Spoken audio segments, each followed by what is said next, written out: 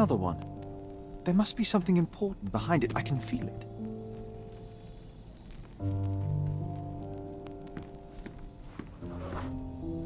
I had a surprise for my mother. You had a shovel with you, John. I was holding an ancient Greek vase, or rather, quite a big piece of it. I remember now, we dug up the vase from Greek ruins here on Cordona, and were eager to show my mother right away.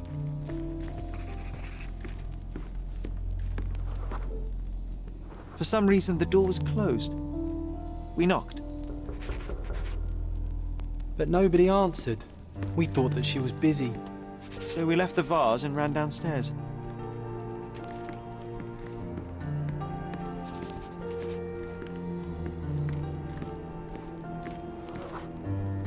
I decided to gather some archaeological tools in order to take a closer look at the vase. But then we heard something, didn't we?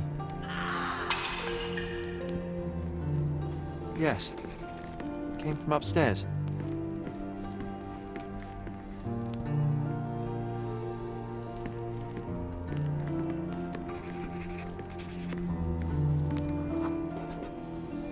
The vase was broken, shards scattered all over the floor. And your mother was standing at the door. Indeed, John. I doubt it was her. Let me concentrate. Otto Richter was standing there, furious at us. Dr. Richter told us never to disturb my mother when the door is closed. He said she had broken the vase. But we didn't believe him. I bet he smashed it. Her things are still here. Presumably Mycroft never felt the need to sort through it all. Or couldn't bring himself to. No. He would have put it behind him and moved on. My brother is not one for sentimentality.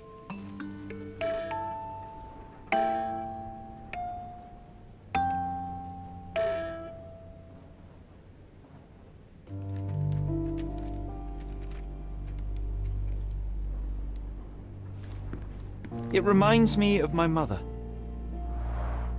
Looks like it was damaged by a blunt object. It reminds me of my mother. This room always reeked with an acrid medicinal stench. And here is the reason.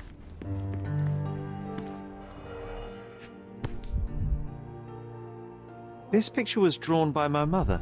I recognize her hand. There's a date on it, 8th of December, 1868. This seems a bit odd. I can recognize my mother's style, but it's far too sloppy. Dated 12th of February, 1869.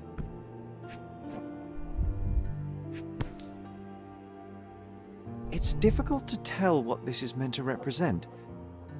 There's no date at all.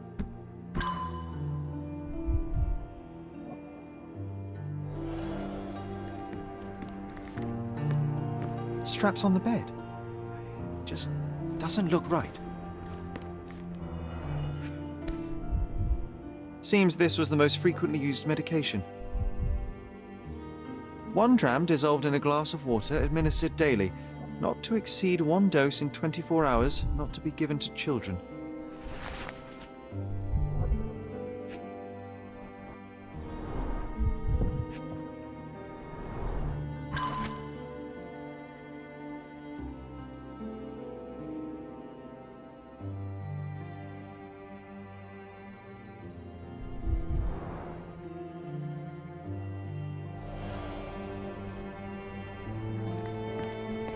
Oh, I would love to take a bath right now.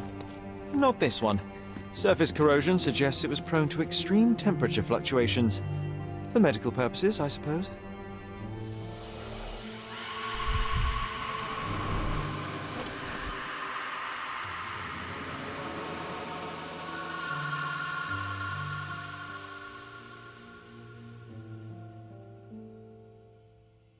It's a strange feeling to read about my father's death in the newspaper. I can't recall anything except the deep feeling of loss. You were too young. It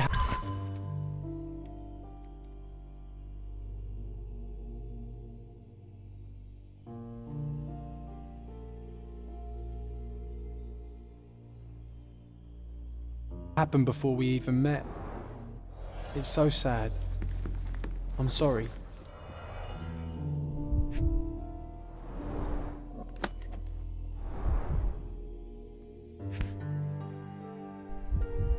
No labels.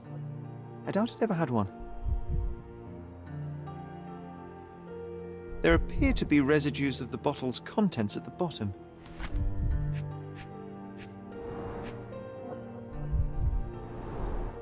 Do you think the doctor could have used these tools here? I hope not.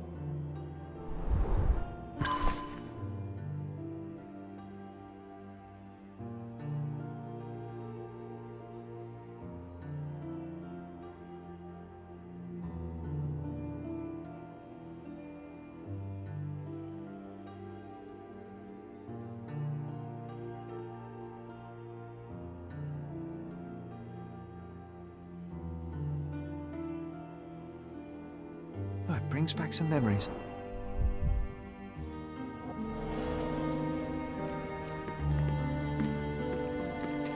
Look what I found! The White King is under attack. Sherry, can you save him and checkmate the opponent in one move? You're not obliged to be here, Sherry. We can leave My mother anytime loved you flowers. They made her smile. I remember we would bring a new bouquet every week to make her a bit happier. That's why we collected all the violet flowers we could find on the island.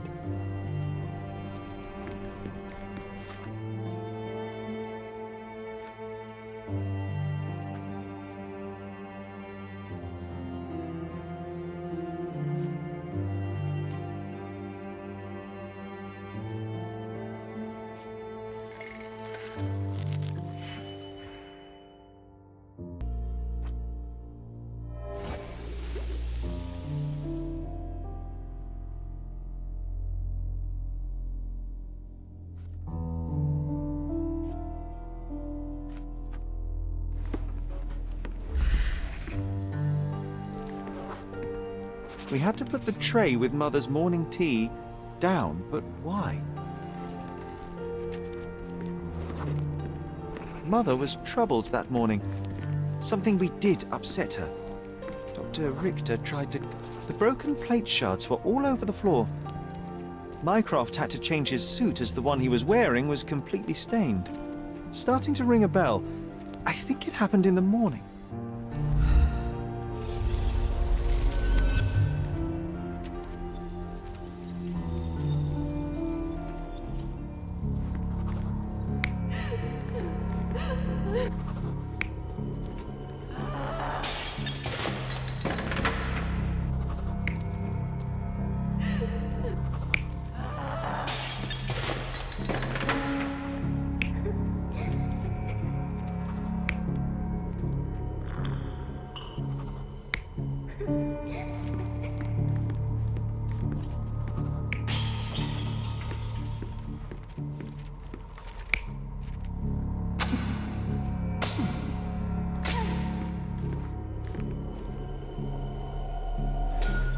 I don't believe you!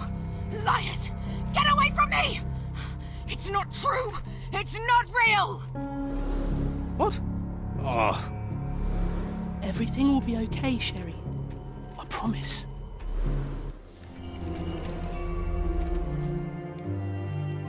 It was the morning of the 9th of April, the day my mother died.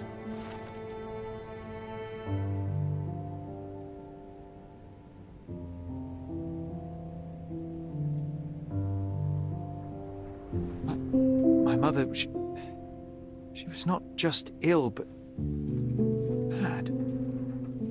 God have mercy. I'm sorry. That explains why you locked the memory away. There must be more, John. That was the morning of her death. I need to know what happened. John! Every time you... I just don't... Please, Sherry, leave it be. Just breathe, John. You know that I cannot leave the last stone unturned. We are so close.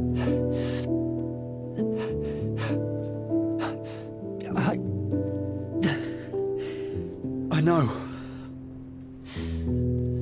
But can we at least leave it for another day? Well, history tells us these memories are triggered by our investigation of other matters. I suspect it could not be forced even if I so desired. Thank you.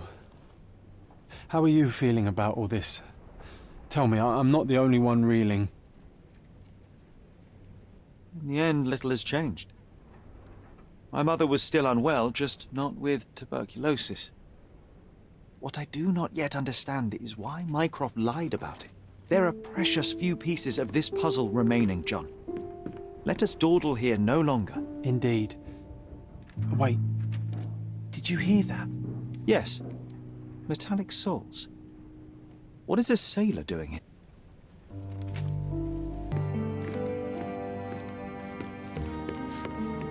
Sherlock Holmes, isn't it? With whom do I have the pleasure of speaking? You can call me your new game. The rules are simple. I have something for you, but you alone must work out what that is. And that something is my prize, I suppose? You're a fast learner, sir.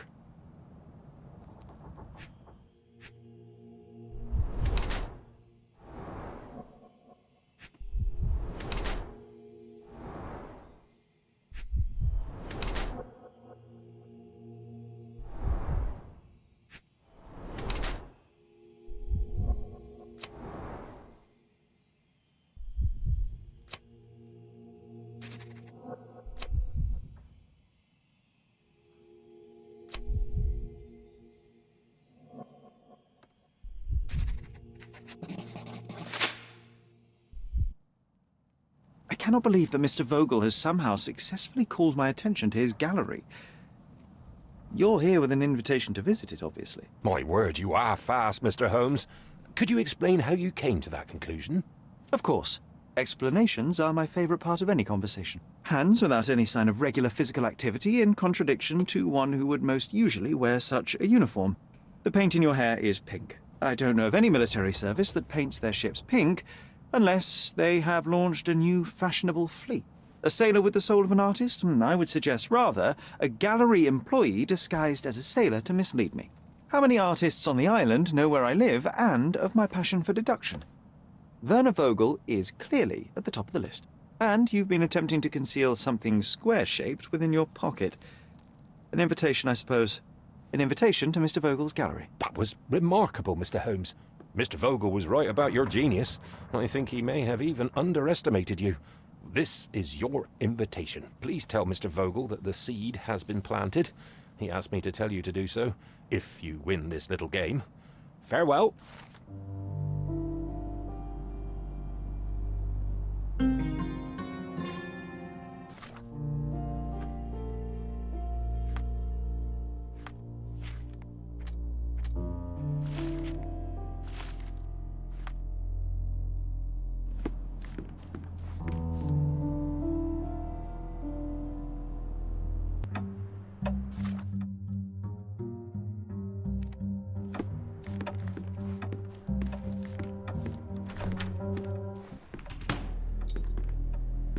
Mr. Holmes, you came!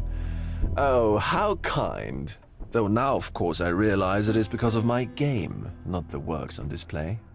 It needn't be one or the other.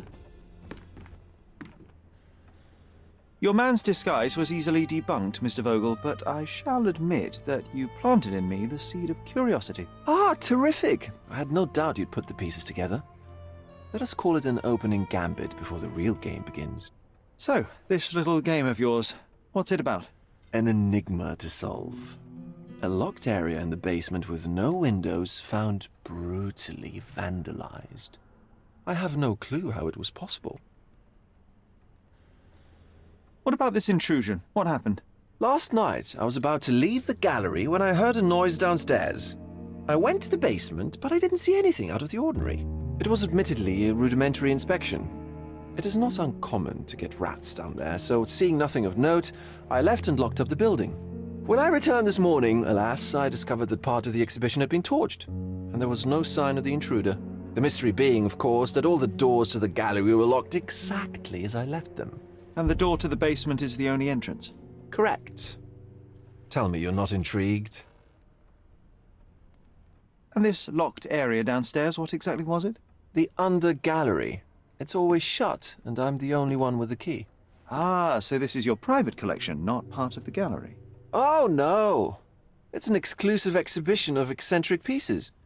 Only a select cadre of artists, investors, and collectors are admitted. Not everyone deserves to have their eyes opened. Well, this matter is certainly within my wheelhouse. This intrusion troubles me. Please take a look around if you're willing. The under gallery is through the door at the end. I will see what I see.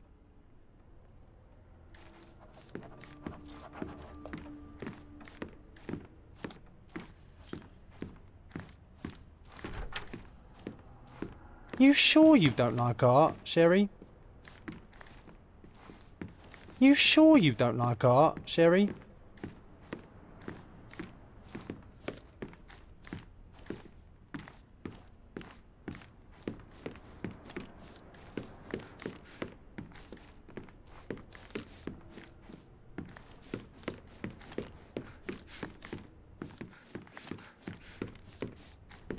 Back home, we've got a taxidermist. He's gonna have a heart attack when he sees what I bring him. A simplistic attempt at provocation. Back home, we've got a taxidermist. He's gonna have a heart attack when he sees what I bring him. Closed with a metal bolt.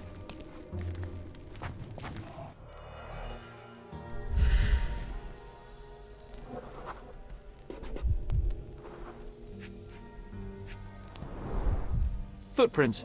Size 9.5.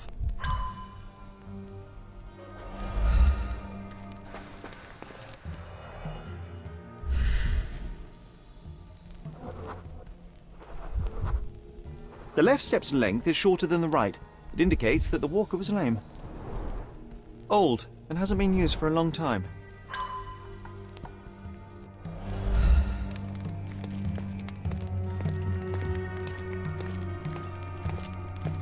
A true artist never shows an unfinished piece.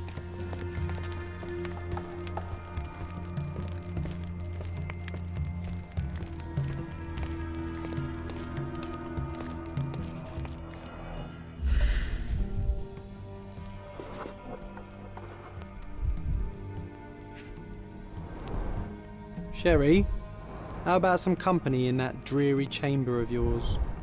A handprint of the thing from another world. But it looks fresh, and its coal origin ruins the effect of the extra mundane.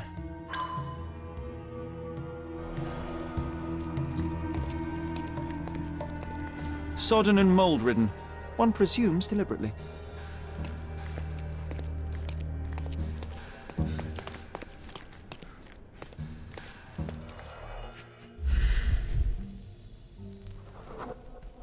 Ugh, sheer vandalism.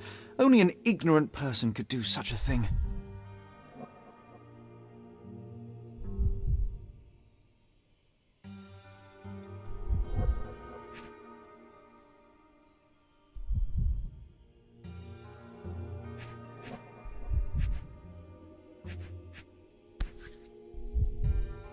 Coal fingerprints.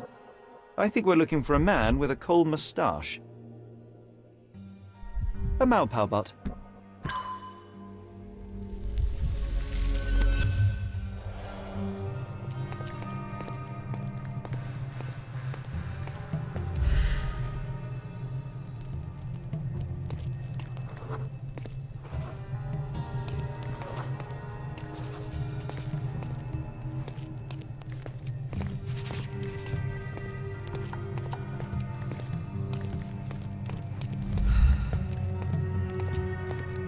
The parasites of creativity, or just a reflection of the artist's recreational interests.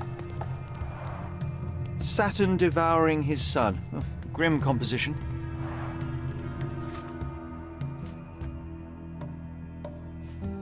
Unflinching in its ferocity, yet somehow beautiful.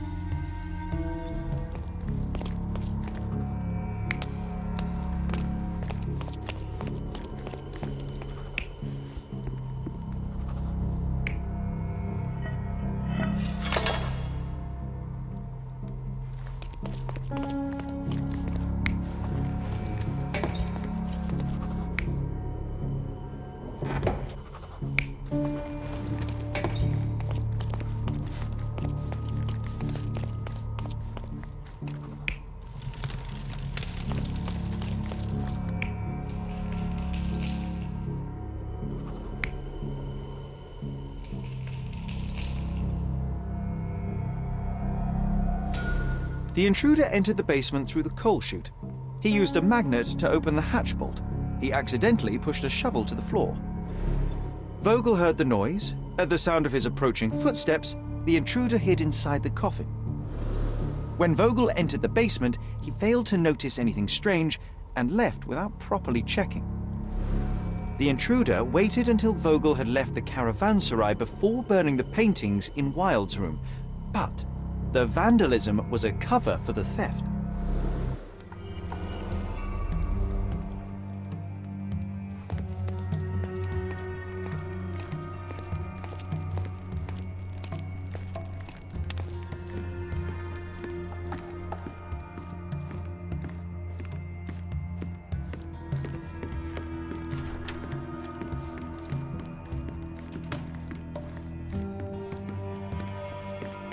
The pieces are not what I expected. What do you think my collection is about?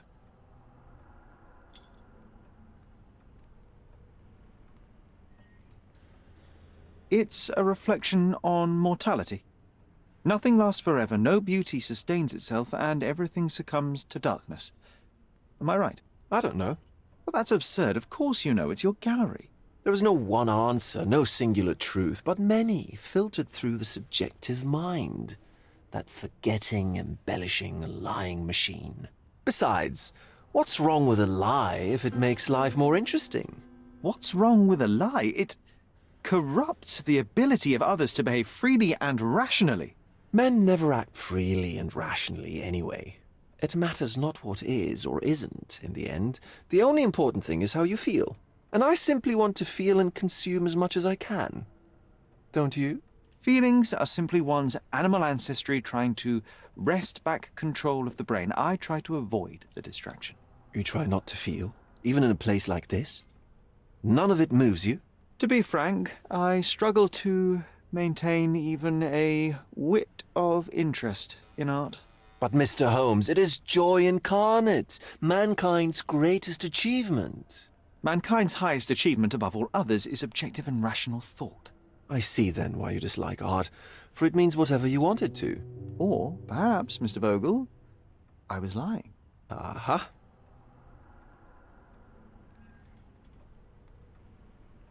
Mr. Vogel, my investigation has revealed that the intrusion was not merely vandalism but theft.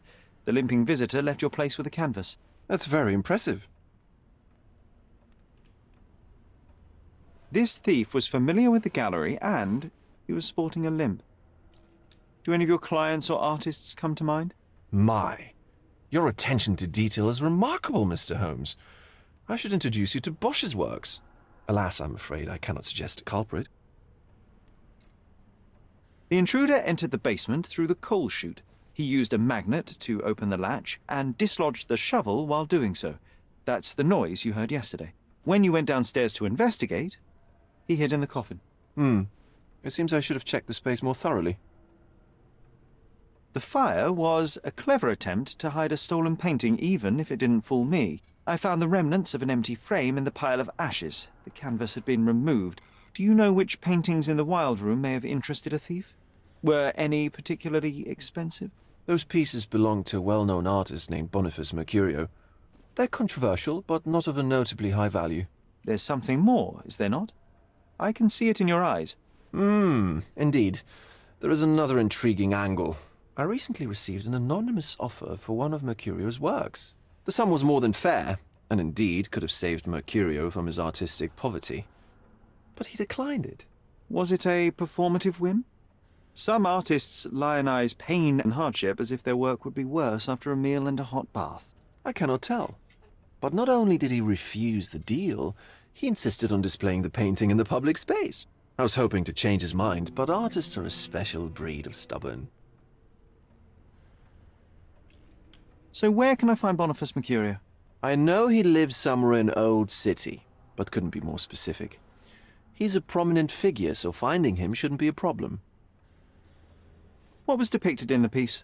A bound woman, wrapped in robes, being penetrated by a red devil that stared at us, the viewer. The beast had numerous tails growing from his back, and a large crowd gathered around the pair, silently watching the orgiastic scene. Okay, well, given the nature of the other works on display, it's hard to see why that one stood out. What could possibly be its value? The evaluation of art is very subjective, Mr. Holmes. After all, art is everything. A poem, a bruise, the beads of sweat on your beloved skin. Even a masterfully solved crime. I'm not sure I see the connection. Regardless, the painting was one of a series called The Sabbath Night in Cordona. The works depict sex, violence, and other controversial acts that life, for better or worse, contains. Ah, I see. I'm not sure that you do, but that can wait for another time. Well, I believe I have enough to begin. Thank you, Mr. Vogel. Your gallery certainly has unexpected depths. I'm delighted to have been able to please a friend. In return, I expect you to come back with good news. Or at least with a good story.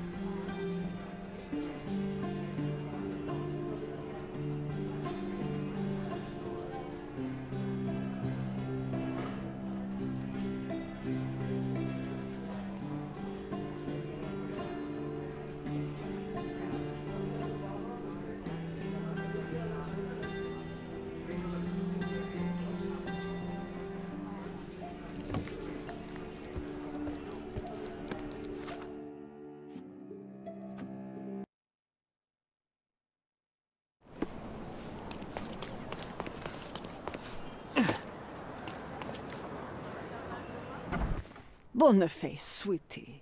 Is that you? Ah, old age does terrible things to one's sight. I didn't recognize you at first. How are you, Mum? I'm ashamed to admit that I've lost my key. Do you have a spare? For heaven's sake! How many times will you lose that key of yours? Of course I have a spare. You artists all live in your own little world. Please, accept my thanks. I would rather accept your rent. You promised to pay me several weeks ago, and I'm still waiting. I will pay you, I promise, very soon. You'd better do, my dear. Or else I'll just change the lock. And I won't fall for those cow eyes.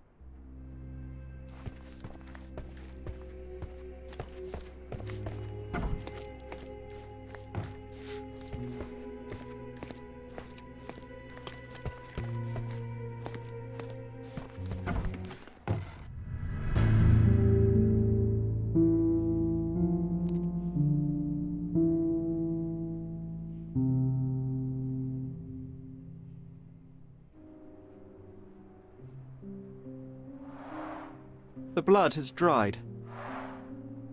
I've heard of this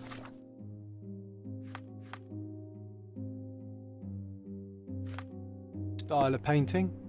It is called expressionism.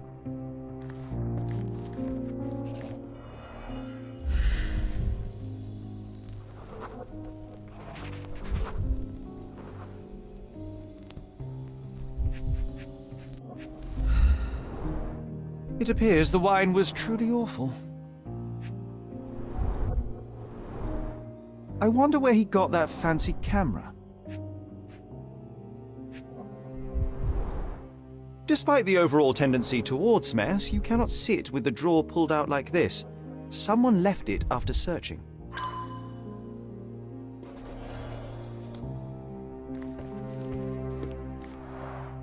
Aunt May whiskey, brandy bucks. Quite a collection he had here.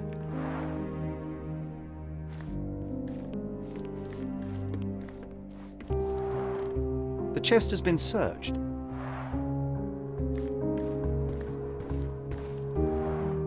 Red skin, tails on the back, reminds me of Werder's description of the stolen painting.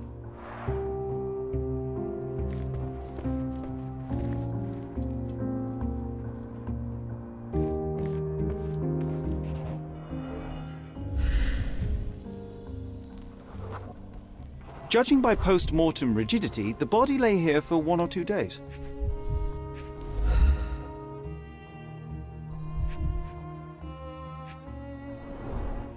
The wound is precise. It was inflicted by a razor or a knife.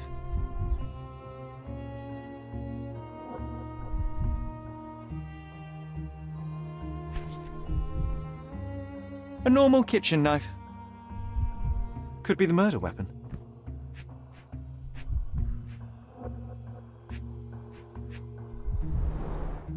Soaked in blood. It seems as if the puddle of blood was here before the rags.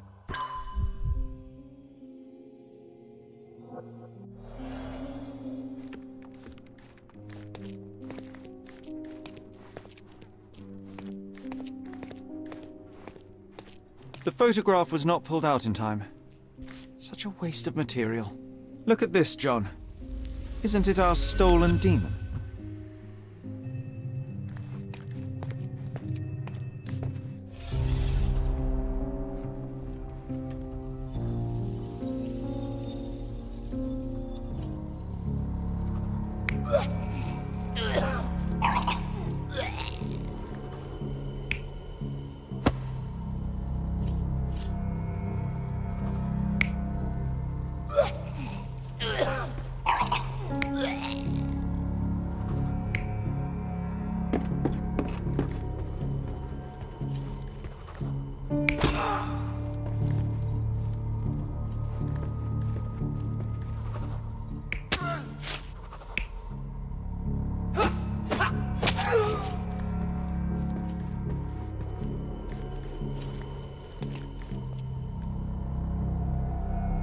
Mercurio was developing photographs when the intruder snuck in. Mercurio heard him coming. While the thief was searching the chest, the painter ran towards him with a bottle in his hand. He smashed it across the thief's head. The intruder had no choice but to defend himself, and the weapon of opportunity happened to be a kitchen knife. Mercurio stepped aside to grab the painting, but the wine-blinded thief attacked Mercurio's throat. When the thief came to his senses, he saw Mercurio bleeding on the floor. He grabbed the rags and tried to bandage him, but it was too late. Why did Mercurio attempt to snatch the painting in the middle of a fight? To strike the intruder? Not with his painting, it was too important to him.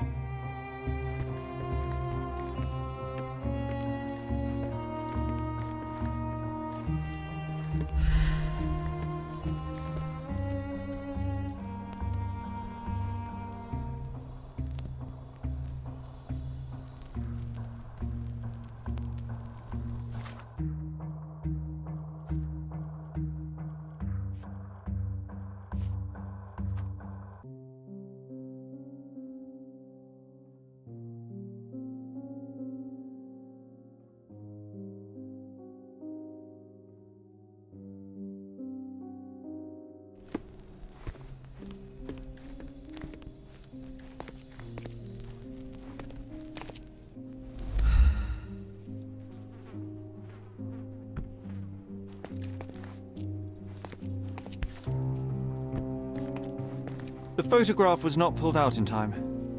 Such a waste of material.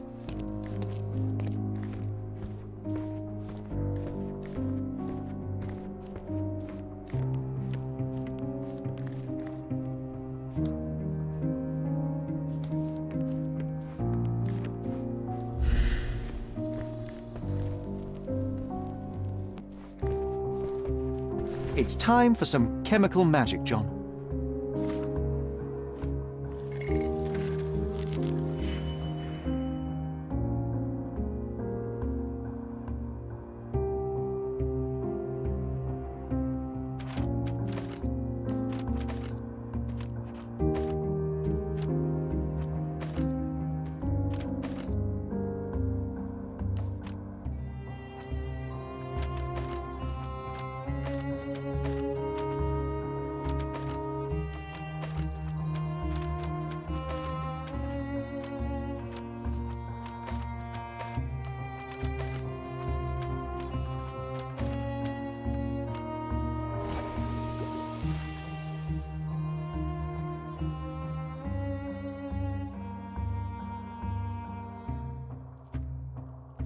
That doesn't look like the painting we need, Sherry. As expected, but that doesn't mean it won't tell us anything. Let's put it on the easel where it belongs. I guess this is his most ordinary painting. Spot the two differences, John? If the intruder didn't take it, the skull should be somewhere here.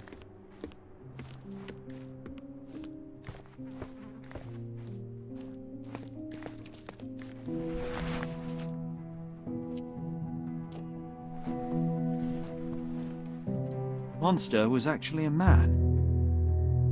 Poor girl. John, you ought to be thrilled. We are now hunting the devil himself. What were you saying, Sherry? I was too busy sketching the scene, you know, crimes and such like, daily routine. Did you find something? A photograph. It depicts a man in a red suit with tails sprouting from his back and multiple people in masks watching the scene. It all adds up. But the act of love, it wasn't given willingly, John. It was a violation. And the girl, she was with child. Give that to me now. Did you recognize someone? No.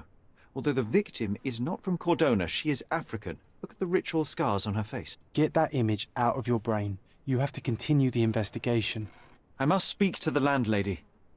Perhaps she saw or heard something. Sherry, you cannot tell her the truth about Mercurio. It will hurt her. John, that's illogical. Sooner or later, she will come here and discover a corpse, and I still need to talk to her. Just avoid mentioning corpse, all right? Stick to the character, tell her to call the police. I'll take that into account. And wait here. I've redrawn the people in the photograph. Now you can proceed with your investigation without those horrific details.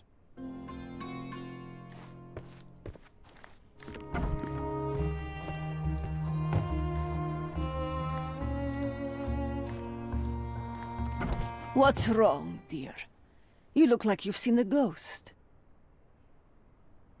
Can you tell me if anyone else has recently entered the flat? Oh, you're talking about that limping man. I'm sorry I let him in. I was scared. And I thought maybe he would motivate you to find money so that you would pay your rent. No offense, dear. Can you describe him? Oh, so you weren't at home. I was so certain you didn't leave your flat that day. He was of average height, had a limp and a tattoo on his neck, and he was smoking Malpal cigarettes. My husband used to smoke those. They have a horrible smell I can recognize from a mile away. Can I ask a favor? Of course, dearie. Please call the police and ask them to enter the flat, and don't look inside until they come up. What? What trouble have you stepped in this time? It really doesn't matter. Thank you, Mum.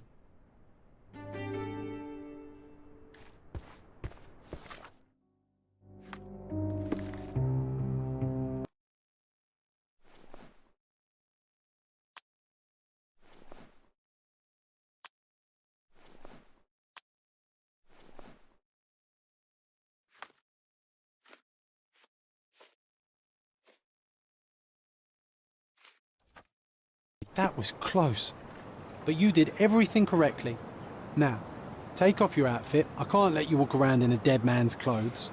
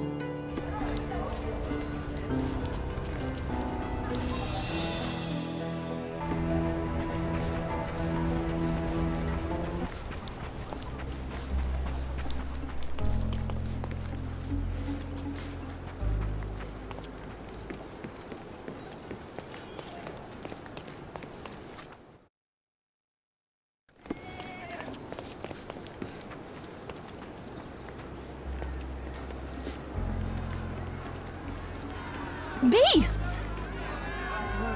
Help me, please. I don't think I know.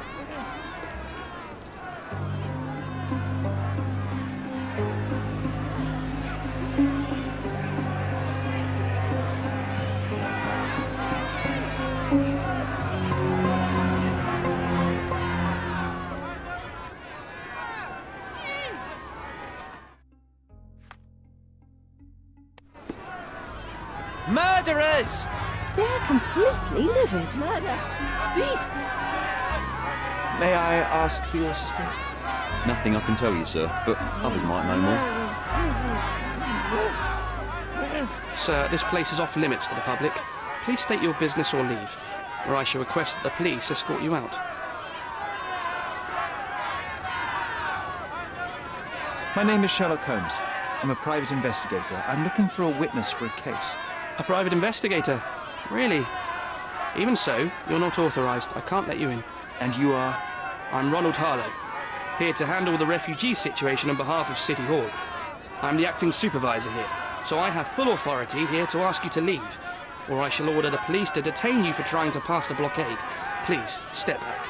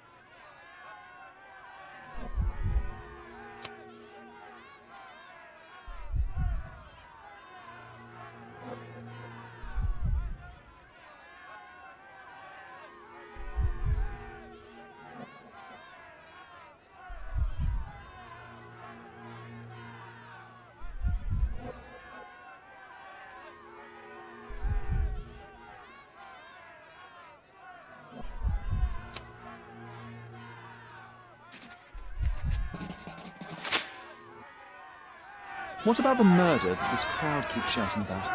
It's mere assumption. I assure you that the situation is under the police's control. I know you want to deal with this in the right way. You are obviously a professional and a responsible person, but you clearly have never handled a situation like this before. I am handling it, Mr. Holmes. Don't question my capability here. And tell me how you do it. You can't even calm this gathered crowd, and as for the police, they're not quite managing it either, are they? You consider yourself a problem solver, but until today, you've been solving problems sitting at your desk in a dark corner of a city hall room. Here, you need a more practical approach. What are you driving at, Mr. Holmes? I can help you to handle the situation if you're truly interested in solving things quickly and quietly. And how exactly would you manage that? Simply tell the police that I'm with City Hall and I'm permitted to investigate the scene. I'll work out the rest. But in return, I need your help finding my witness. She's a young refugee. She's with child or was with child recently. Look, there is indeed a dead body inside the camp. So even if the girl you are looking for is there, all the refugees are now being detained and interrogated by the police. They won't allow you to speak with her, and I can't do anything about that until the situation settles down. So it's in our mutual interest to settle. Oh, I suppose that things are bad enough that I ought not shy away from help. All right, Mr. Holmes. I'll tell the police to allow you to come inside. Just tell me when you're ready.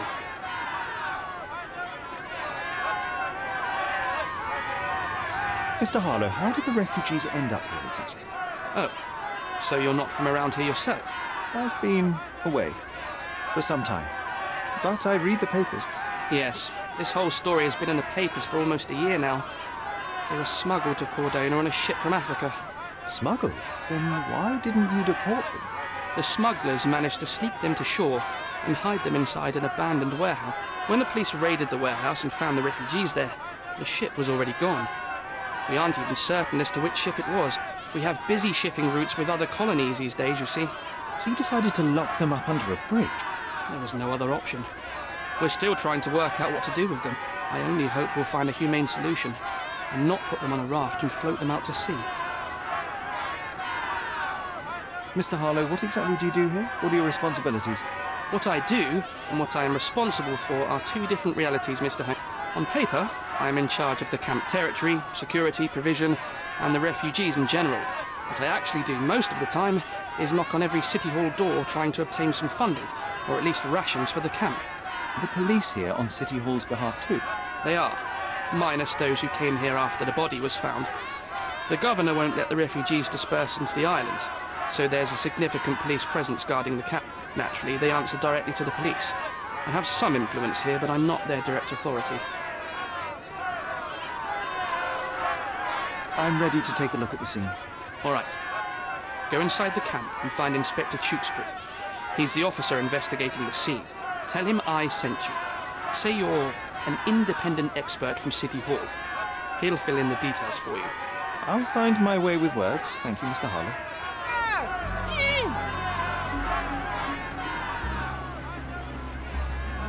So they keep these refugees under a bridge like proverbial trolls. No wonder the people outside are so disturbed.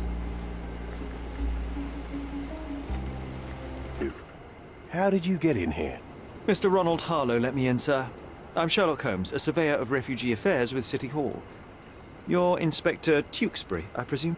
A surveyor? What does that even mean? In short, I've been sent to conduct an extensive report on the incident for the Colonial Office and to assess all the damage inflicted on state property. Got it. Another paperworm sent to count money and get food for archive mole. Go on, look around, but don't make yourself too at home. As if I didn't have enough problems before you appeared. Could you first tell me what happened here?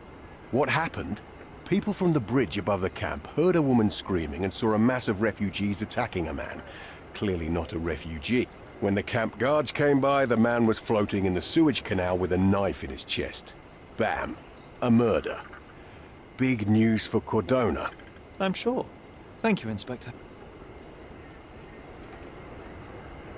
Did you learn anything about the dead man? The fellow looks like a thug. I've had dozens like him fished out of the sea over the past 20 years. Ever since these refugees arrived, there have been people on Cordona with bad blood in them. My best bet is that this thug had something against them too. And no clue as to his identity? He had some items on his body, but nothing to indicate who he was or where he was from. I think I should catalogue his possessions in my records. Go on. They're on the table near the body. Do you have any suspects yet? You're joking, right? I've got a whole camp full of suspects. And if you ask me, this bloke had it coming. Better bury him and forget about the whole thing. And now there's a crowd gathered at the camp, and my superiors say we must thoroughly interrogate the refugees. At least those who can understand any English. Do you believe that your superiors wish to get rid of the refugees? I think that both our superiors would rather keep the story quiet. Since that's an unaffordable luxury now, they're looking how to protect their public image. That's why I have to waste my time waiting for my people to turn every stone and befriend every refugee. And none of the refugees were harmed? One fellow was cut. He's lying over there near their kitchen. He's in a bad way. You mentioned a woman screaming who attracted the bypassers on the bridge. Was she harmed? No, she's all right, but perhaps the whole debacle started because of her. She started wailing and the refugees stood up for the girl. And where is this young woman now? Back there in the shacks, same as the rest of the refugees. She's being questioned by my men, but she's just some refugee girl. Can't understand much English. Here we go again. Number of hours on Cordona before stumbling upon another dead body? 0.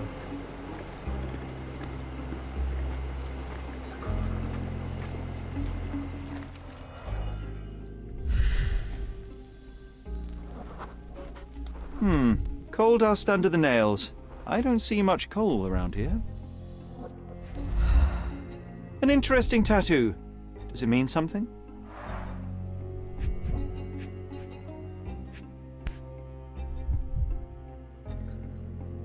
A steel dirk, sharp. A common accessory among sailors and soldiers. I'd say the blade penetrated upward, however the wound is too messy to be certain.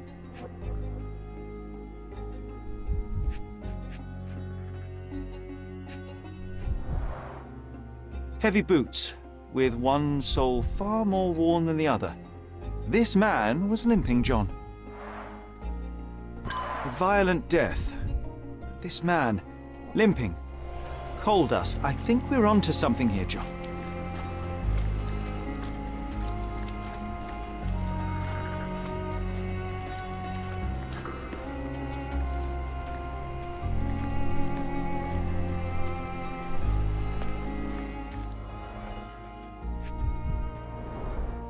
£1,000. A fair sum, especially considering British currency isn't very common. Malpal, soaked with salt water. A simple leather sheath. Perfect for a dirk.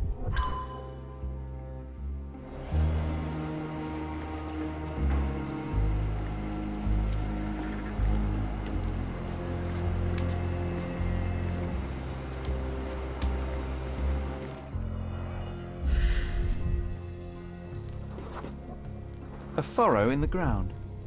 A blood trail leading to or from the canal.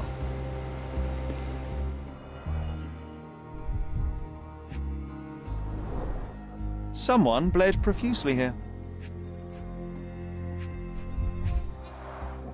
A fresh crack, as if the crate was hit recently.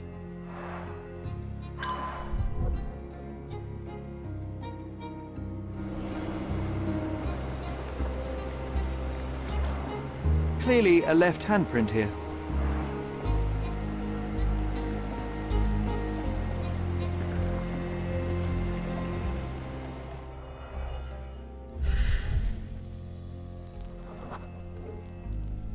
Police boots. Always a heavy boot with a worn-out sole. A man's footprint.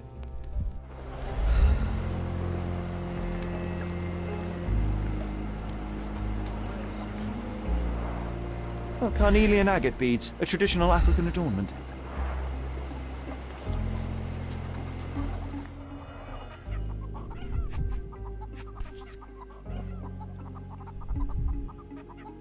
No hint of blood or impact. It might have been used as an improvised weapon. The blood sprayed off the blade after the strike.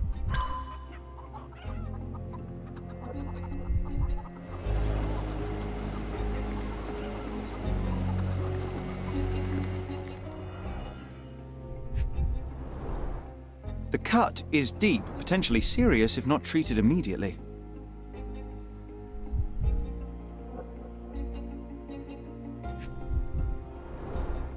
He is in shock, feverish and dehydrated. Sherry, you know first aid. Surely you have a duty to help this man. You can't leave him to certain death.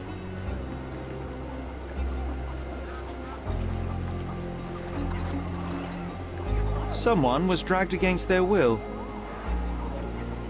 You know what? I'd like to understand. The refugees have been detained. How and did will our not dead leave man end until up all inside the camp in the first circumstances place? are clarified.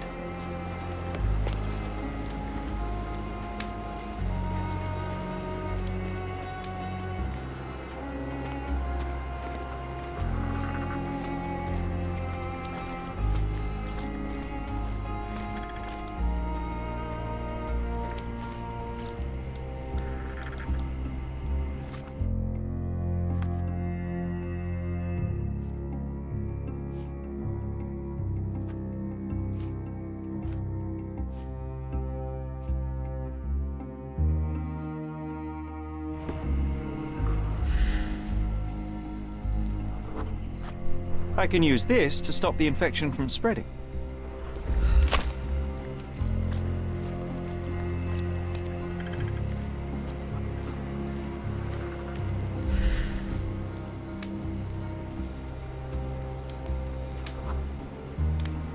I'll use it to create a solution.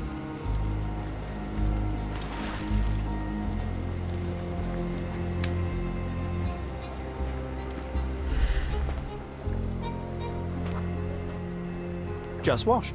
Better than nothing to bandage the wound. I've collated all the ingredients, now to prepare the first aid solution.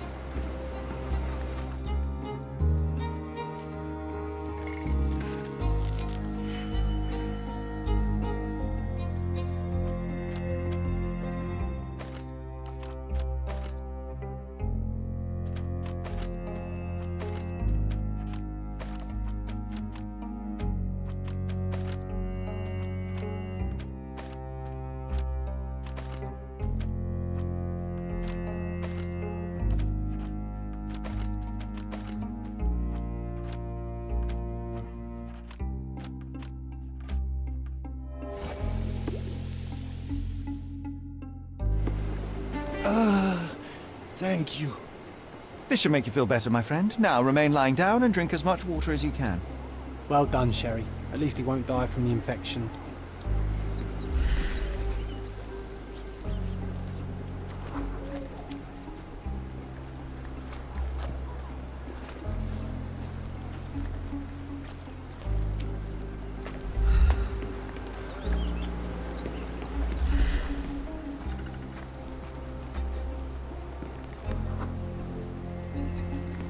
No, it's too short for these walls or cliffs. If they find out about the passage,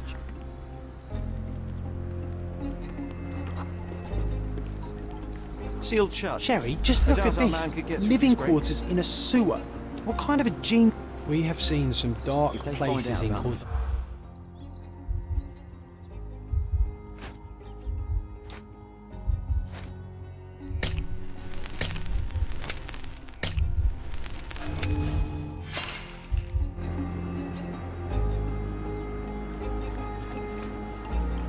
if they find out about the passage,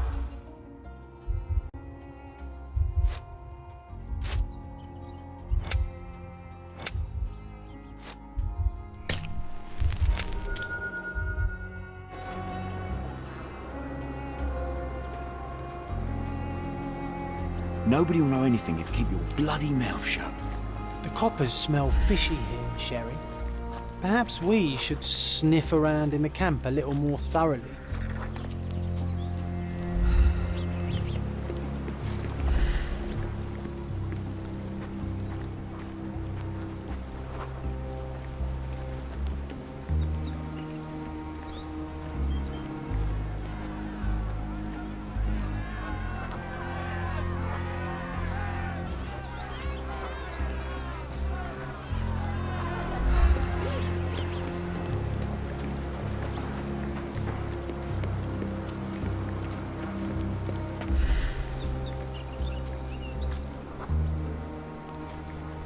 It's unlikely anyone could get in or out of the camp by water without alerting the police guards.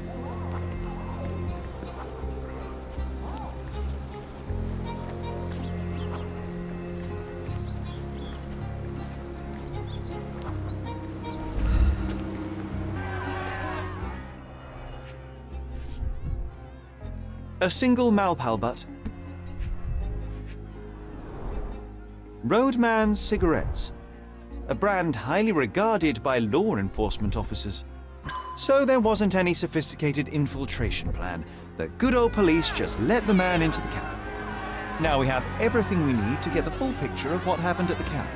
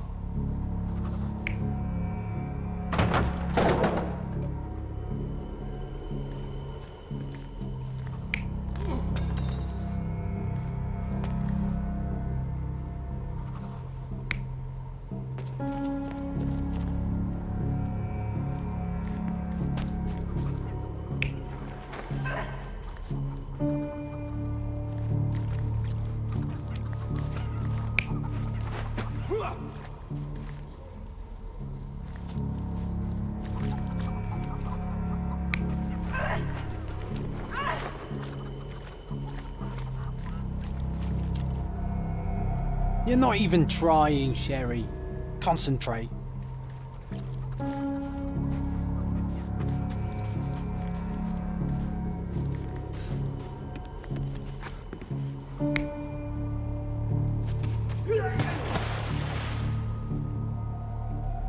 You're not even trying, Sherry. Concentrate.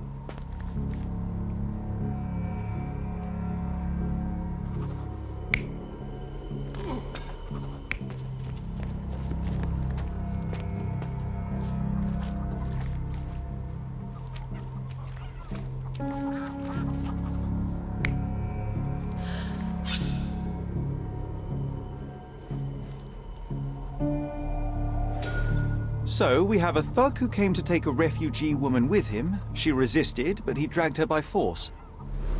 One of the refugees stood in his way, armed with a stick, yet he could do nothing against a cutthroat with a blade. The man didn't anticipate that the other refugees would intervene and stand against him. In the confusion, the woman managed to break free. The thug took fright and fled.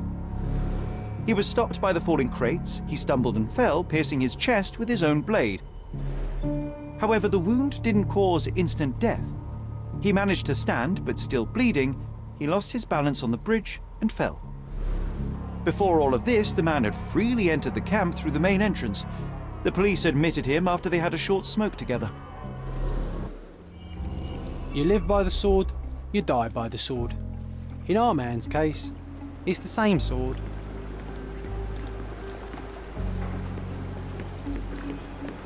Mr. Harlow, your refugees didn't murder anyone. What? Pray tell me what you've learned. All right, listen carefully. This might solve one problem for you, but will create a few more.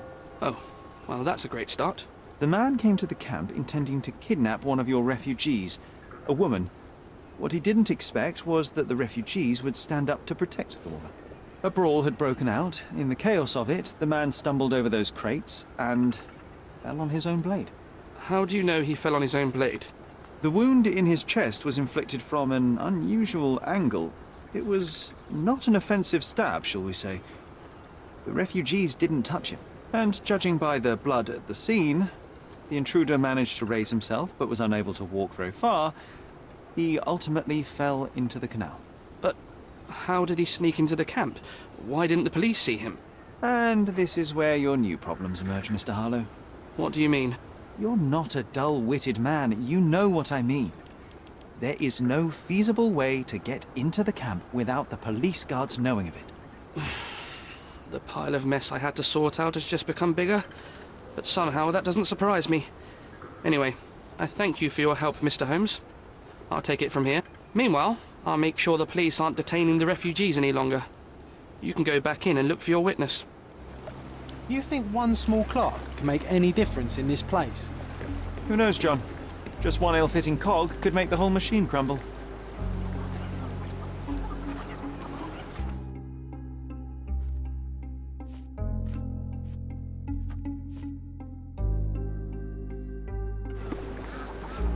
You're the one who tended to our man's wounds. I thank you greatly. The police didn't allow us to help him. The police will leave you alone now. I've proven to them that the man who came into the camp died due to his own foolishness. Thank you for standing up for us.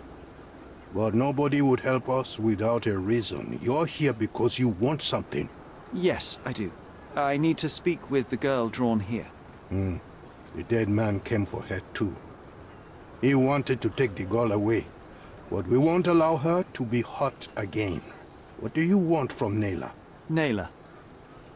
She was hurt some time ago. I'm here to find the people who did this and bring them to justice. And to find them, I need Naylor's help. Will you let me speak to her? Justice. There's no justice on this land. But you helped us, so maybe your words are not empty. You can speak to Naylor, if she wants it. But I will be watching you. Hello, Naylor.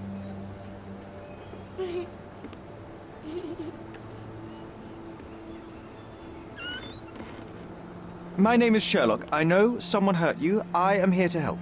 I'm trying to find the people involved and bring them to justice. Please. There is a photograph, and I'm sorry, it is terrible, but I simply must ask. Where did this happen? What can you tell me about these people? Christ, Sherlock. Naylor, I'm sorry. I'm not very good at this. You come here for me, but you are rude and cruel and condescending. A cross. The man had this cross. Now go away. Leave us be. I do not need another white man's help.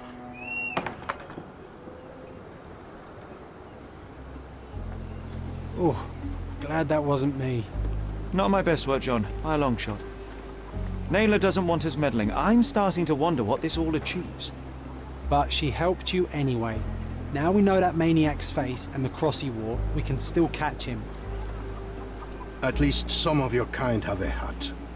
Thank you again. At least some of your kind.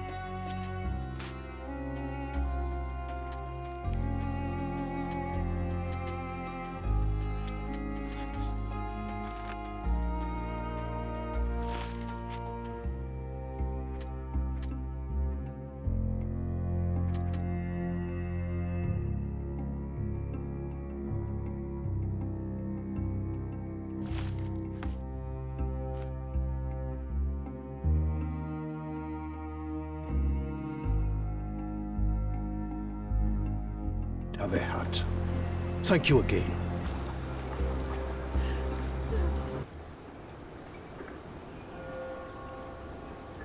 Don't bother someone else with this, son. The intruder has a most peculiar tattoo on his neck, 2 lines and a point. Do you know anything about it? You really want to know, kid? Why? You want to play a policeman or something? I'm sure you have it in your records, so it won't hurt if I have it in mine. In my records, it's just a tattoo, as it should be in yours. Ah, to hell with you. Suit yourself as to what you're going to do with it. Off the record, though, such tattoos are often connected to a man named Mr. Niccolo Bernadotti. Bernadotti, you say? A respectable businessman in Scalario. His company imports goods and wines, and smuggles everything that can be smuggled between the colonies and the mainland. His people can be identified by an obscure tattoo, just like the one over there our friend has. But these are all merely rumors, you see. If Mr. Bernadotti was a criminal, he'd be in prison now. Or hanged, right? Don't bother someone else with this, son. Your problem, not mine. I've already told you all I've learned. The guards at the sewers were speaking about taking refugees out of the camp. Do you know anything about this, Inspector? Less than you do, obviously. And this doesn't bother you as an officer of the law? I can neither punish them nor put them on the right track, if that's what you're asking. Maybe your friends at City Hall could do something about it, but I seriously doubt that. To be honest, I'm sick and tired of being frowned on for my uniform. If those fine gentlemen you've eavesdropped on are in some shady business, that's on their heads.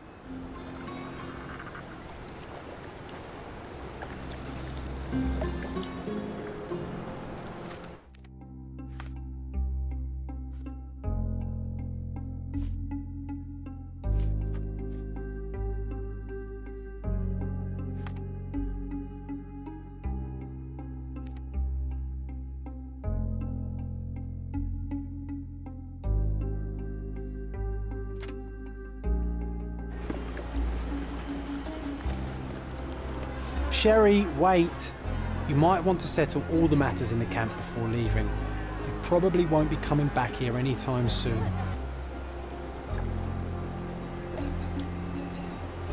So there's a smuggling ring in the camp. This wasn't the first time that someone freely entered the camp to take a refugee out. At least it was certainly his last time. My gut tells me that we'll learn more about this ring when we find out where the thug came from.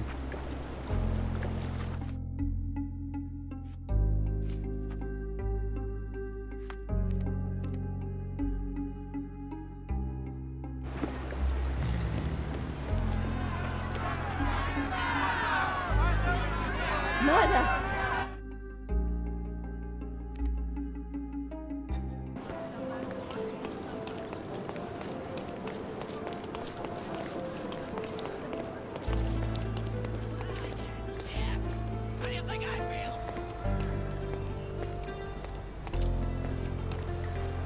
Do you know anything about this? I'm sorry, but I've never heard of that.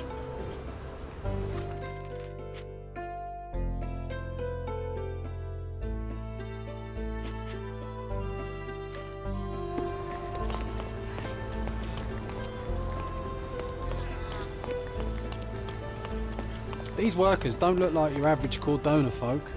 They're refugees from the camp. That's our way in, Sherry.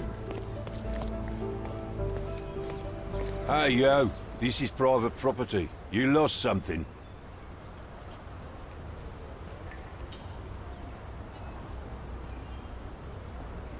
My name is Sherlock Holmes. I'm investigating a robbery, and Mr. Bernadotte may be just the man to help me with... You're a copper? I have nothing to do with the police. Mr. Bernadotte isn't seeing anyone. You have 3 seconds to walk away, or you'll never walk again. Capito? It's in Mr. Bernadotte's best interest to... 1... I did try to resolve this peacefully.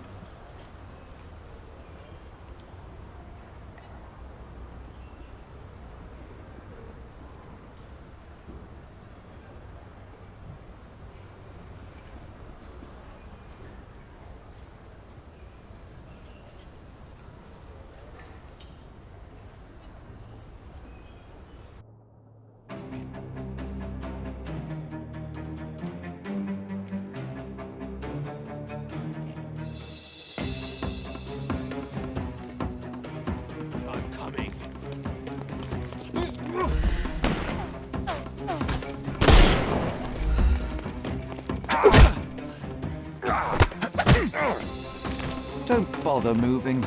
You've lost. I'm coming. Don't cry, you'll live. I'm coming for you.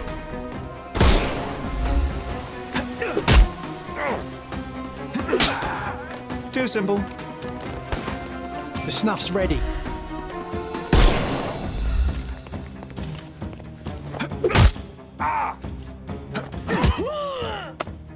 No more. Give him the pepper snuff.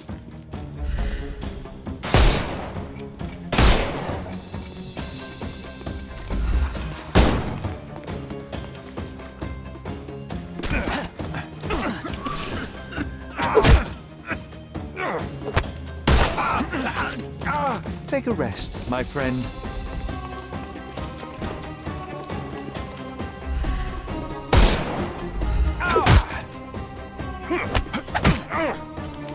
Don't bother moving.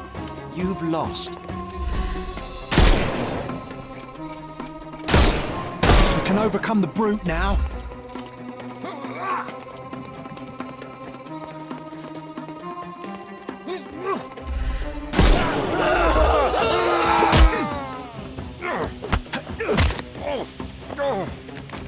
Take a rest, my friend. The snuff's ready.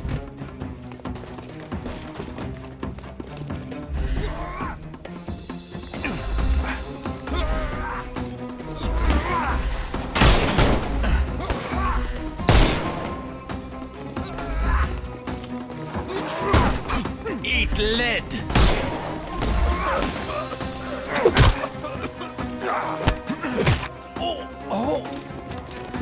Don't cry, you'll live. Give him the pepper stuff. No more. The snuff's ready. He's all you...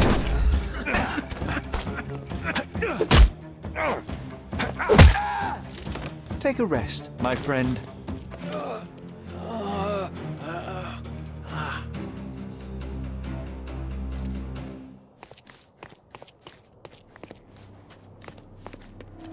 You've disappointed me so much, Sherlock.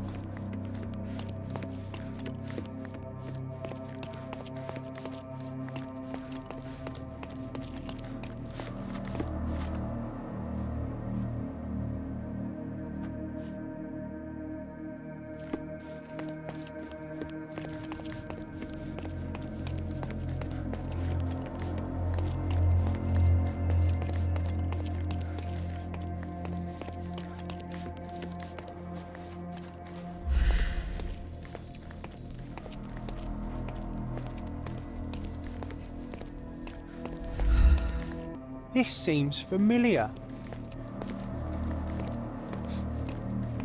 No, sir. Don't hurt me. It's all right. I won't harm you. Like you An didn't amazing harm the piece of folks on the culture. way I here. imagine many collectors and museums would be interested in having it. Is this? Let's see what's hidden there.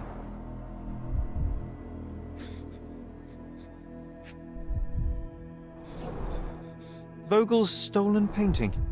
Isn't it curious how it developed into a much more interesting case?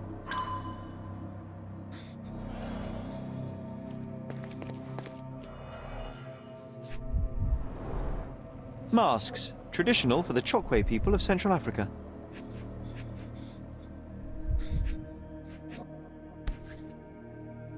A Dogon statue from West Africa. A century old at least.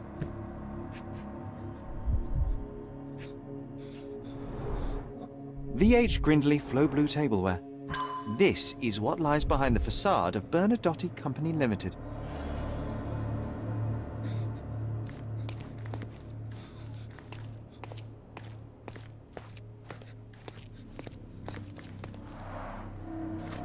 An amazing piece of culture. I imagine many collectors and museums would be interested in having it. This marble fella. It's like he was made of... Don't come any closer. One step and I'll shred you to pieces.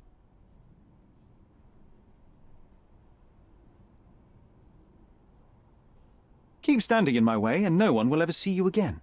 Righto. Yes. Yep. Well, excuse me, sir. I think I hear... I've got to... It's better I leave. Whoa.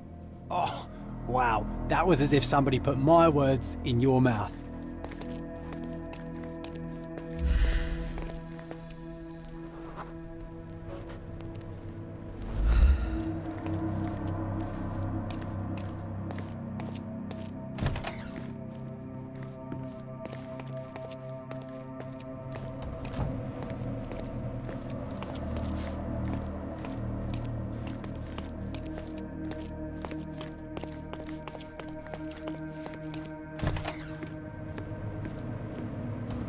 This is it.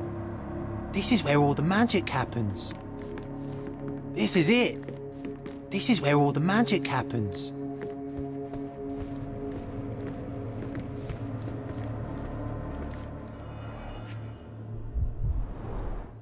I suppose it's Mr. Bernadotte with our fine governor.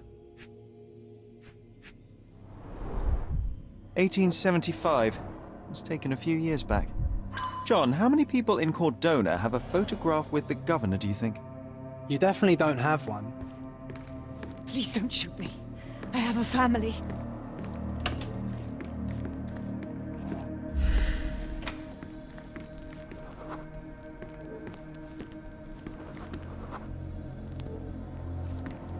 Spare me.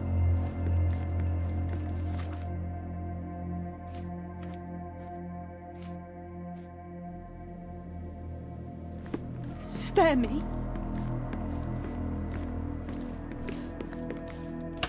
So, you've cut through all the guards just to talk to me. Then come here. We shall talk. Sherry, don't you think this office suits me? Whenever you're ready. I'd hate to intrude.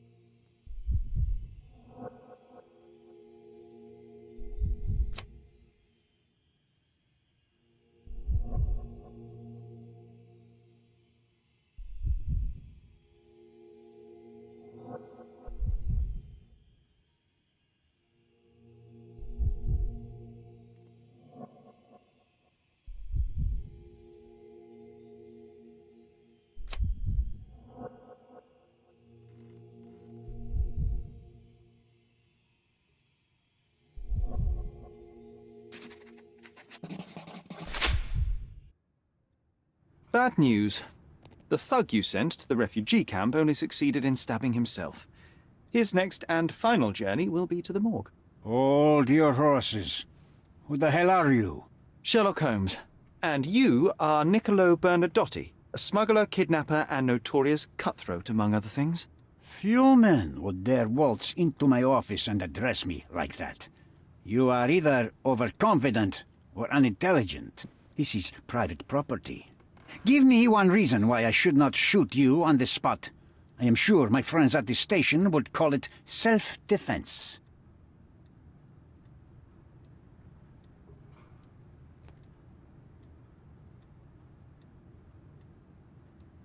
I was hired, privately, to investigate the recent theft of a painting from an art gallery. My investigation led me to a man from your organization, and thus, to you, Mr. Bernadotti. That is quite a stretch. Why would I need to steal a painting when I could buy anyone I wanted? Interestingly enough, I spotted the stolen painting in your storeroom. I buy and sell a lot of things, Mr. Holmes. Unfortunately, if this is true, it is not the first time I have been sold stolen merchandise. I presume you were hired by the owner of the gallery. Tell them to contact me, and we'll sort out the situation. So, this painting is why you broke into my office. Mr. Bernadotti, do you know the name Boniface Mercurio? I do not. Mercurio was a local artist. Recently, a man broke into his apartment, ransacked the place, and killed him. The thief was looking for something. You are testing my patience, boy. In a moment, the connection will reveal itself. As I said, your man was found dead in the refugee camp. He was there to kidnap a woman, but the other refugees intervened to try and save her. The ensuing scuffle resulted in the man's accidental suicide. He sported the same tattoo as your men in this building. In fact, it also bears a resemblance to the one on your neck. Care to explain what business your man had with this woman? You have no idea what you are talking about. I can assure you this was no kidnapping. The refugees in the camp are on edge. What happened there is a tragic accident, one I am not responsible for. For what reason was your man there if not to abduct her? Why would I answer? You are yet to justify your presence in the slightest. So many words, so little action. When you barged into my office, Mr. Holmes, I got the impression you wanted to talk business. Now I see you had come just to talk. Tell me exactly what you want, or get out. It was necessary groundwork for what comes next. I have enough evidence to conclude that the gallery thief, the artist's killer, and the dead man in the camp are all the same person. Your time is almost up, Mr. Holmes. Before you draw your gun, there is one final detail I am yet to mention. The young woman your man was tasked to collect from the refugee camp had been defiled at a perverse masquerade party. That violation was captured in a photograph by Boniface Mercurio and used as a reference for his painting. The photo shows the attacker's face. Finally. That's why you're here, Mr. Holmes. You have the photograph. It is what your man was after when he broke into Mercurio's apartment, and it is what you're after too, isn't it, Mr. Bernadotte? You have the photograph with you. How much do you want for it? I am not naive enough to carry it with me, and I am compelled to ask why you want it. Who is the man visible in the photograph? An associate? Not yet, Mr. Holmes. Though with this picture, that may change. The man in the photo is a British envoy on Cordona. What exactly do you want from him? My business dealings are often arduous in their bureaucracy. A man in his position, willing to look the other way, could ease my work significantly. In return, I will make sure no one looks his way either. A favor for a favor. Also known as blackmail, the modus operandi of any true professional. It was not originally my idea. Mercurio set things in motion, extorting the envoy for the most trivial of ends. Money. In response, the envoy hired my man to retrieve the painting and the photograph, eliminating Mercurio's leverage. I only learned the whole story after the artist was killed in his home. And rather than extricate yourself, instead you took over Mercurio's venture. It fell into my lap. As a businessman, I simply seized the opportunity. Now, how much do you want for the image?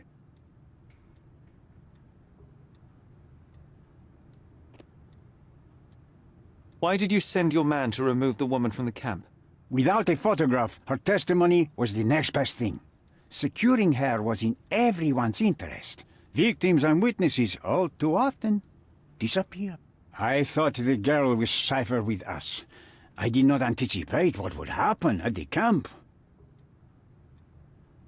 I saw refugees from the camp at your warehouse. They work for you.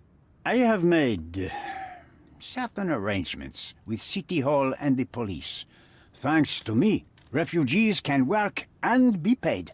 It's a pathway to freedom. And how much do you save by capitalizing on their cheap labor? I have heard no complaints. They seem happy just to get out of that slum. I could not help but appreciate the collection of smuggled artifacts in your storeroom.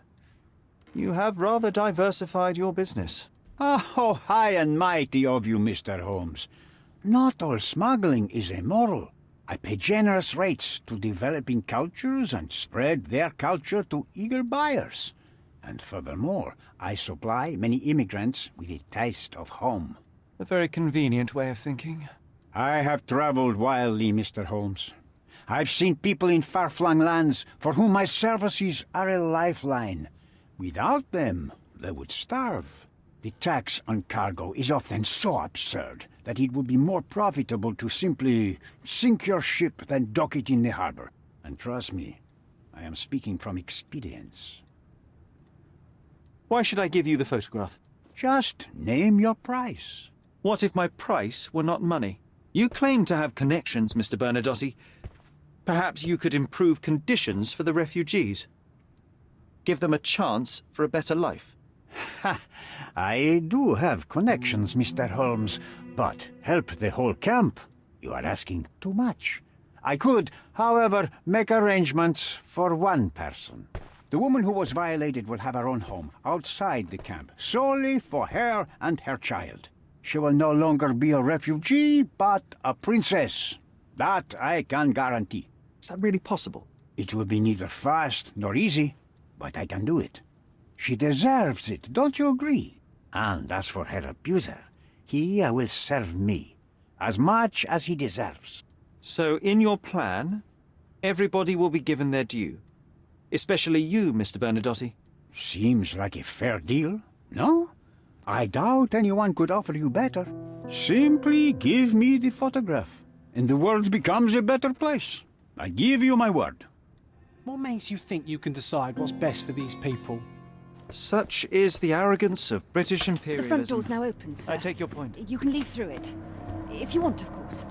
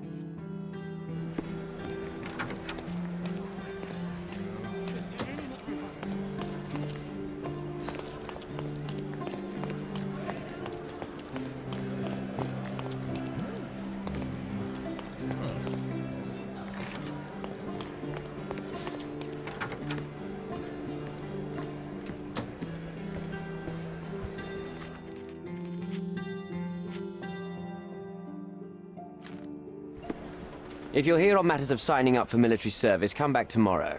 Our department needs to straighten out some business.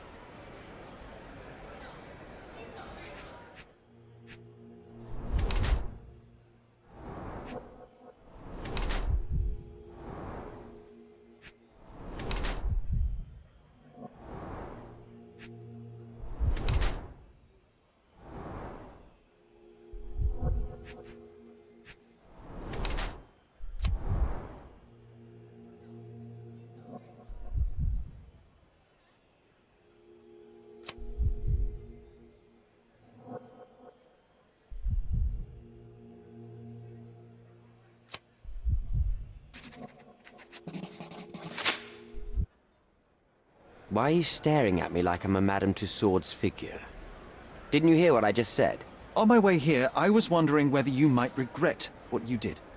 I tried my best to retain at least a shred of faith in humanity. I had hoped that you would hear her scream, see her face in your dreams, or at least once ask yourself how Naylor might feel. Who? Neither of my hopes were fulfilled. Why are you here? You defiled a girl who was with child. Don't even pretend that you regret what took place. Do you wonder why I came here? It is because I am disgusted with people like you, and the only way in my mind to rid the world of your ilk is to see you hanging from the gallows. All right, all right. Is it about money, as you said in the letter? I have it, all right? There's no need for violence. I've never written a single word to you. As you can see, I have a more direct approach. That letter, it wasn't from you. So what do you want? Answers, to start with. Fine. I suppose now we have a nice long talk. Do you drink, Mr. Sherlock Holmes. And I do not. Shame. All the best discussions are accompanied by a glass of whiskey. But out of respect for you, I won't drink either. Respect? That's an unusual word in your mouth, Mr. Where are my manners? My name is Thomas Norton, a British envoy in Cordona on a military mission. So, where do we start?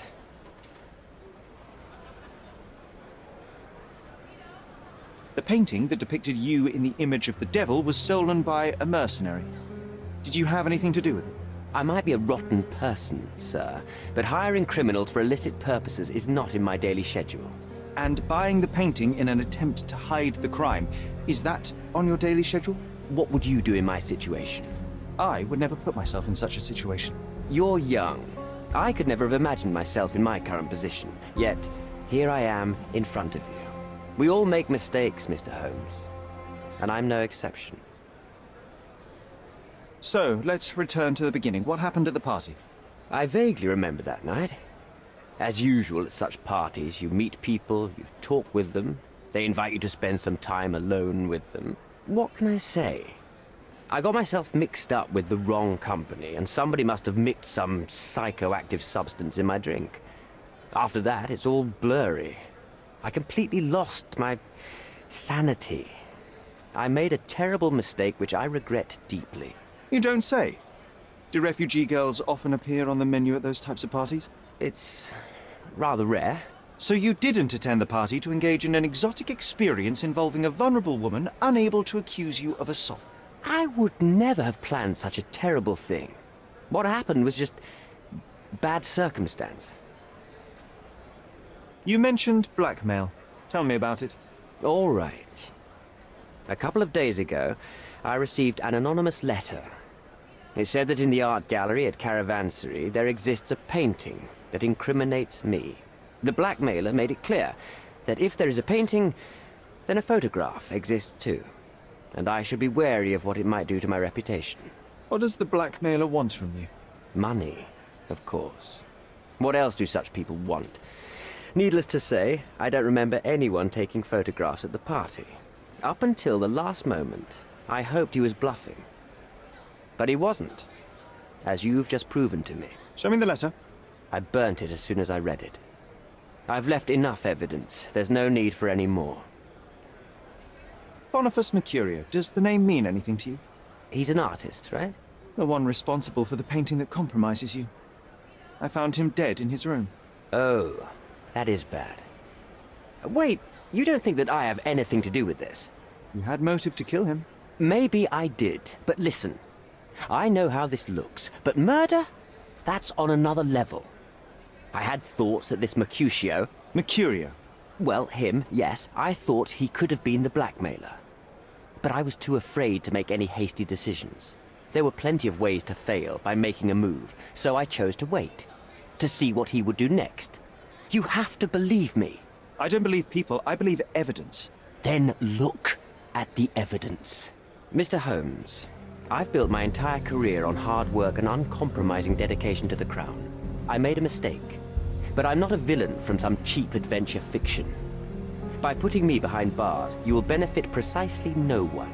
Rotting in prison is the least you deserve, but I have a better idea. You will make amends and help the ones you hurt. Use your connections to help patriate the refugees, find them decent homes, give them jobs. There must be a meaning to your position and my decision. Yes, all right, I can do that. So, will you give me the photograph now? That's not all.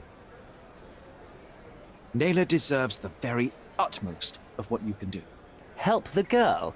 I can't risk the press paying extra attention to her. I will do anything except that. I need to think this all through. Don't do anything foolish in the meantime. What makes you think you can decide what's best for these people?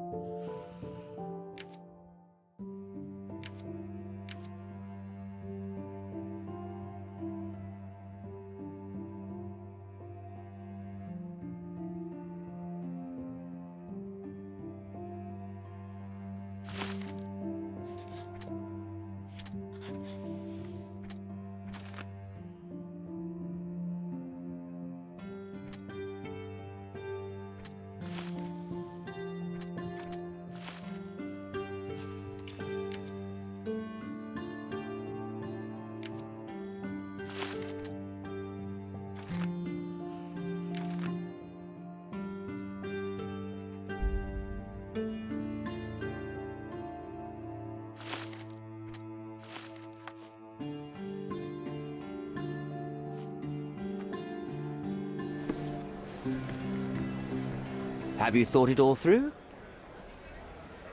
Almost. The refugees, what will happen to them?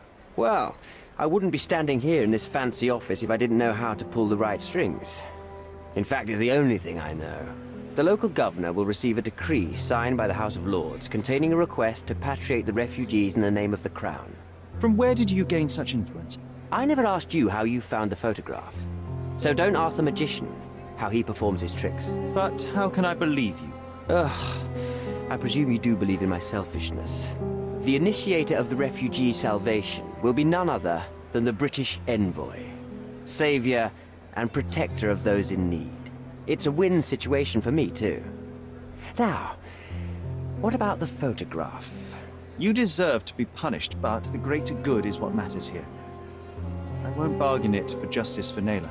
I'm glad that this situation is over. It will be over when you settle the matter of the refugees. You have my word, Mr. Holmes.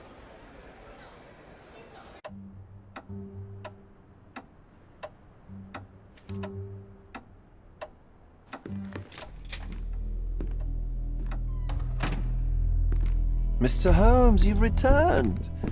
Have you uncovered anything new about the theft?